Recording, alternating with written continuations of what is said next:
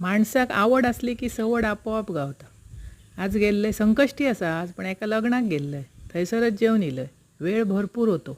मग म्हटलं काय करूया, सुक्या खोबरा किसून घेतलं, त्याचं सुद्धा व्हिडिओ केलं आणि हे आल्या लसणाची पेस्ट करून घेत आहे. ती कशी ती तुमका दाखवते.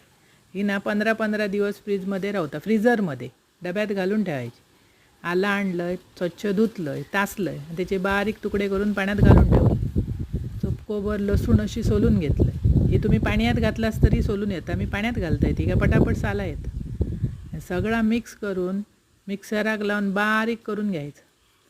होई तितकी करून घ्यायची, म्हणजे जेवढी आल्याचे तुकडे तेवढीच लसणाचे पाकळे व्यवस्थित अशी बारीक करून ना बारक्या बारक्या 2-3 डब्यात भरून ठेवायची.